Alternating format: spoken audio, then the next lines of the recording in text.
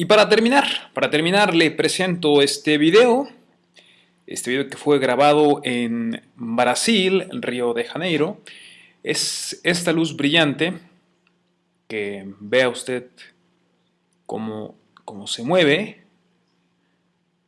se queda ahí parada, se vuelve a mover, se vuelve a mover y justo ahí desaparece. Como siempre en estos casos, lo que pueda hacer este objeto, pues se lo dejo a su criterio. Esto ha sido por hoy. Muy buenas noches. Hasta mañana. ¿Por qué? ¿Por qué? Bueno, no sé ustedes, pero yo en particular me encuentro con este tipo de notas todo el tiempo. O sea, hay notas de brujas, hay notas de ovnis, hay notas de duendes, hay notas de fantasmas, hay notas de no sé cuántas cosas que se le dejan al criterio del público. Todo el tiempo. Es el criterio del público el que va a decidir, el pueblo conocedor va a decidir si cree en eso o no.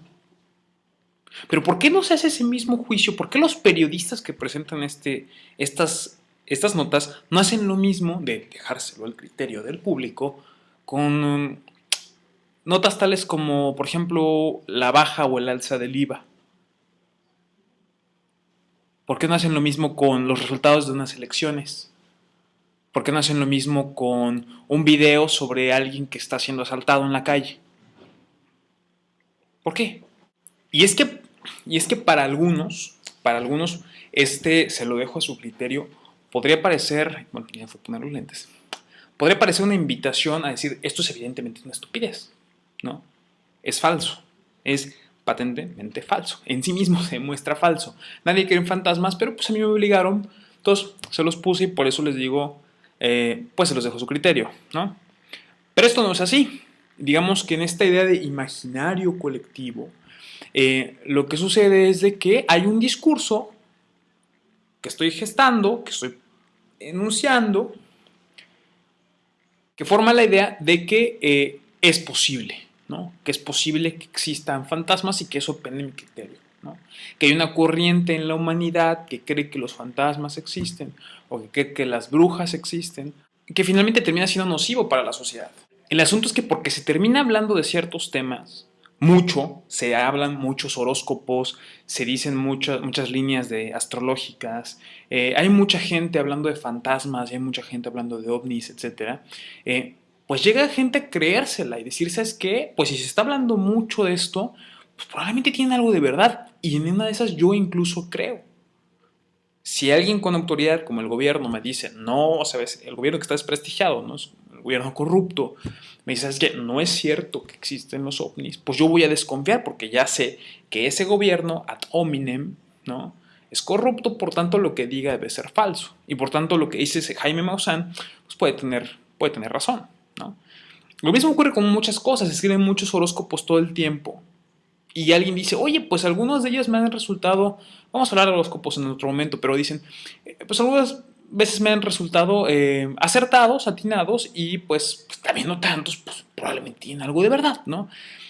No hay un solo científico serio que pueda apoyar ni los horóscopos, ni las brujas, ni los ovnis, ni los cuarzos con energía, ni los fantasmas, ni los poltergeist, ni los duendes, o sea, nada, ¿no? Eso no existe, sencillamente no existe. Bueno, finalmente todo esto tiene que ver con qué discusiones son válidas. No todas las discusiones son válidas. Ahorita en la época del 2.0 hasta parece una herejía, ¿no? Vivimos en la posmodernidad, ¿no? Y ahorita parece que todo el mundo tiene algo que decir y que todo eso vale, pero pues no es cierto. No todos los debates son válidos, tienen contenido real. Para eso uno tiene primero que entrenarse y decir, ¿sabes qué? Estos argumentos del primero que habló tienen cierto sustento. Y los argumentos del segundo que habló le hacen un contrapunto, ¿o no?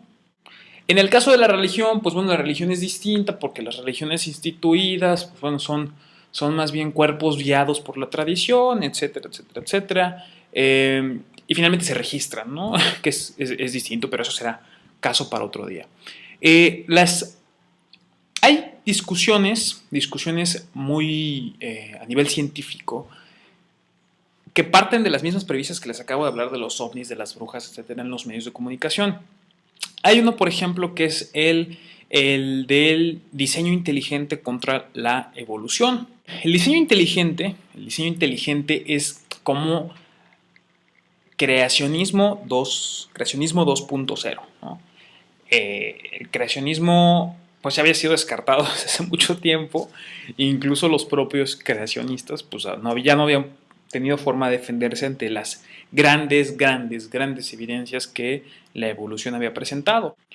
Uno de los principales argumentos del diseño inteligente es la complejidad irreducible, ¿no? Hay otra que es la especialidad irreducible, pero esta se refiere a que, bueno, hay ciertos elementos en un ser vivo, por ejemplo, los flagelos en una bacteria, que cuando tú le terminas de quitar piezas al flagelo, que es una especie de motor o hélice que tienen las bacterias para moverse en el agua o en el ambiente acuoso en el que estén las bacterias, si tú le quitas una piecita a ese motor, pues deja de funcionar.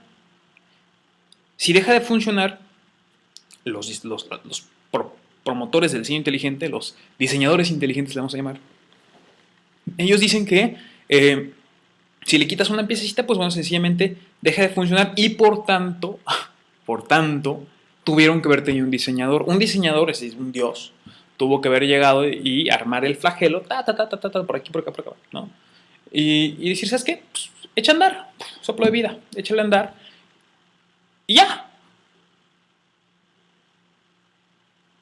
Ese es uno de los dos argumentos principales del diseño inteligente.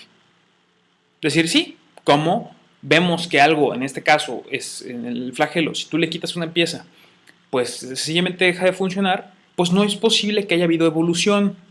No hay evolución en un flagelo que le quitas una pieza y deja de funcionar. Eso es lo que dicen esta gente, ¿no?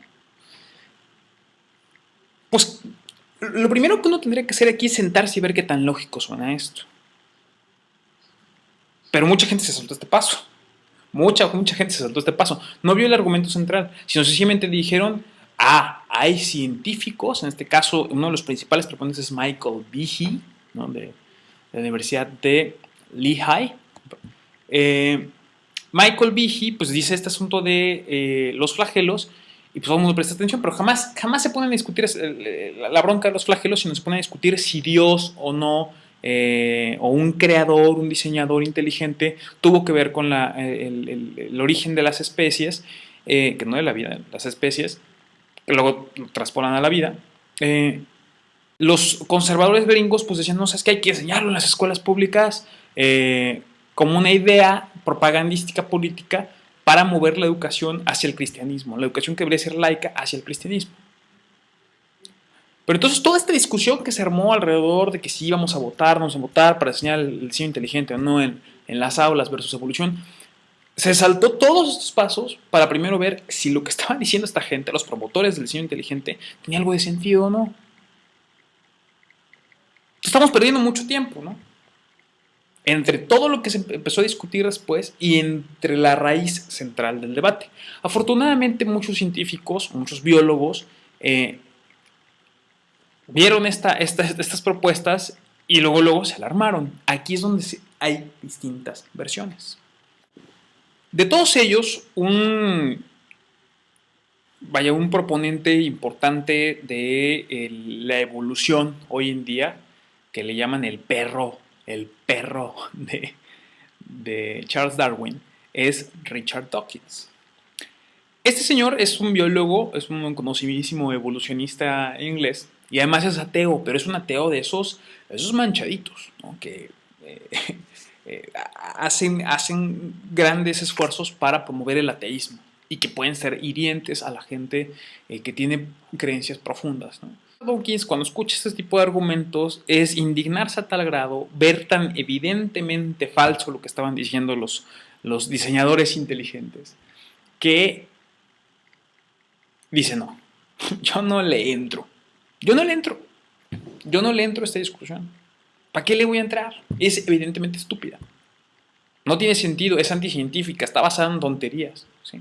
Sus argumentos centrales están basados en tonterías, pues ¿para qué le discuto? Todo lo demás, discútanlo ustedes, ¿no? Definitivamente tiene que ser laica la educación, sí, tiene que ser laica la educación, tiene que estar alejada del cristianismo y tiene que ser científica la educación. ¿Hay educación religiosa? Sí, pero eso es aparte. La educación tiene que ser científica. Esa es la idea. Nosotros estamos buscando el conocimiento y es un esfuerzo en conjunto, entonces tiene que ser científica. Entonces, el diseño inteligente es anticientífico, eso véanlo. Pero yo que me meta a pelear, no. ¿Por qué? Porque es evidentemente falso. No ofrecen ninguna prueba. Las pruebas que ofrecen son tonterías por esto. Yo si digo algo, les voy a hacer promoción. Y si, escuchen, yo si digo algo, les voy a hacer promoción, les voy a hacer propaganda. Y por tanto yo estoy asumiendo que discutir con ellos vale la pena porque pueden tener un punto de razón. Eso es justamente lo que, vaya, les invito que hagan ante ciertos contenidos periodísticos. Hace falta que siempre todo lo que se nos diga pase por un proceso de pensamiento crítico. Lo que me está diciendo es coherente, tiene cohesión, suena lógico, suena sensato, ¿o no? Por supuesto que en el caso del diseño inteligente, pues hubo científicos que dijeron, no, hace falta pelear esta batalla. La pelearon y la ganaron. De eso queda mucha evidencia. Busquen en YouTube. Y había gente del MIT incluso, me parece, metida en eso, ¿eh? Y quedaron desacreditados completamente y se debía enseñarse como una alternativa. Es que, oye, es una versión. Esta falsa idea de la posmodernidad, que es todos tenemos derecho a decir algo y todos en conjunto creamos la verdad, puede ser, es sujeta a debate. Termino, ¿qué es la posmodernidad?